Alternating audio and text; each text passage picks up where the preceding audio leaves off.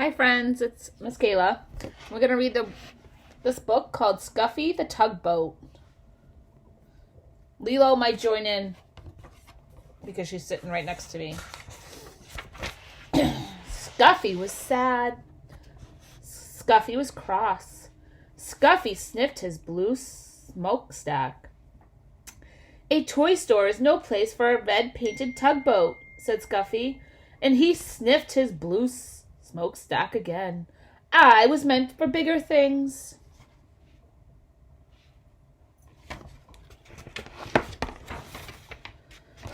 Perhaps you would not be cross if you went sailing.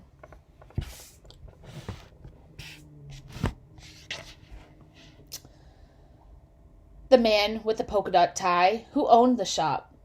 So one night he took Scuffy home to his little boy. He filled the bathtub with water. Sail, little tugboat, said the little boy. I won't sail in the bathtub, said Scuffy. A tub is no place for a red-painted tugboat. I was meant for bigger things. The next day, the man with the polka dot tie and the little boy carried Scuffy to a laughing brook that started high in the hills. Sail, little tugboat, said the man with the polka dot tie.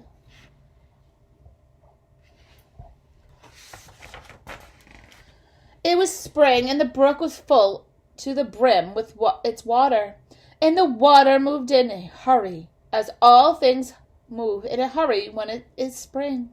Scuffy was in a hurry, too.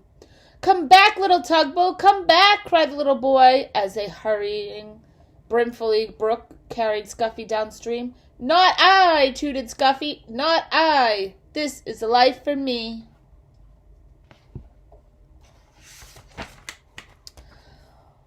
All that day, Scuffy sailed along the brook, past the meadows filled with cowslips, past the women washing clothes on the bank, past the little woods filled with violets. Cows came to the brook to drink.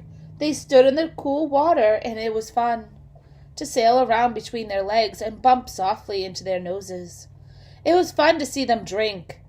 But when a white and brown cow almost drank Scuffy instead of the brook's cold water, Scuffy was frightened. That was not fun.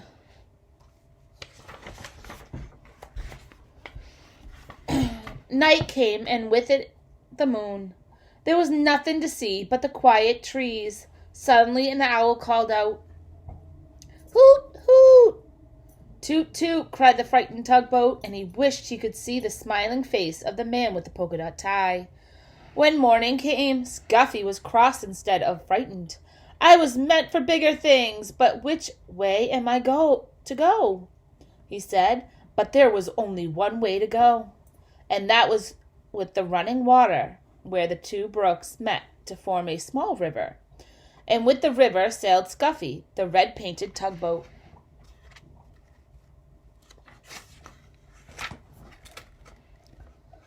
He was proud when he sailed past villages.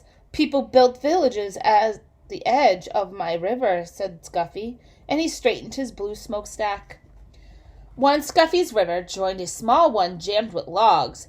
Here, where men in heavy jackets and great boots walked about on the floating logs, trying to pry them free. Toot, toot, let me through, demanded Scuffy. But the men paid no attention to him. They pushed the logs apart so they would drift with the river to the sawmill in the town.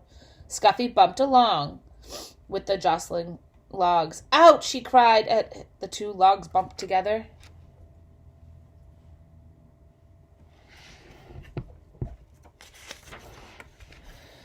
This is a fine river, said Scuffy, but it's a very busy and very big for me.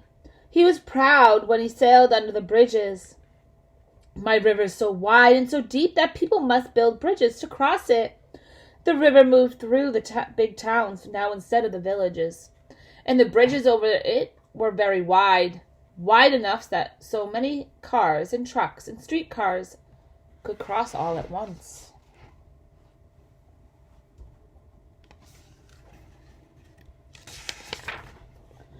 The river got deeper and deeper. Scuffy did not have to tuck at the bottom, his bottom. Whoop.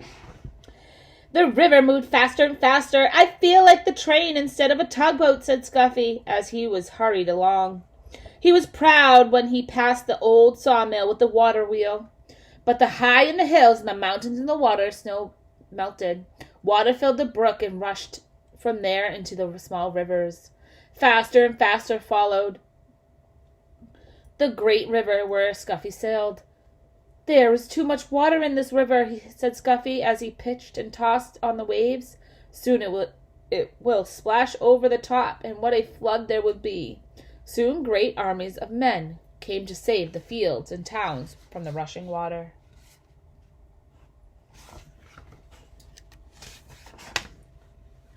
They filled bags with sand and put them at the edge of the river. They were making higher banks for the river, shouted Scuffy, to hold the water back. The water rose higher and higher. The men built the sandbags higher and higher. Higher went the river. Higher went the sandbags. At last, the water rose no more. The flood water rushed to the sea, and Scuffy raced along the flood. The people in the fields and the towns were safe. What are you doing, bud? On went the river to the sea. At last, Scuffy sailed into the big city. Here the river widened, and all about the docks and waves. Oh, it was a busy place, a noisy place. The cranes groaned as they swung the cargo into great ships. The porters shouted as they carried suitcases and boxes on board. Horses stamped and trucks motored roared. Streetcars clanged and people shouted. Scuffy said, "Toot toot," but nobody noticed. This Scuffy. "Oh, oh," cried Scuffy when he saw the sea. "There's no beginning and there's no end to the sea. I wish I could find the man with the polka dot tie and his little boy."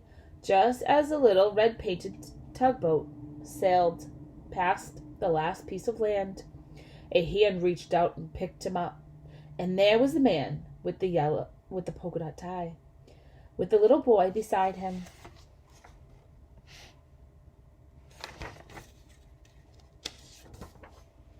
Scuffy is home now with the man with the polka dot tie and his little boy. He sails from one end to the bathtub to the other. This is a place for a red-painted tugboat, said Scuffy, and this is the life for me. The end, guys. Hope you enjoyed it. See you later.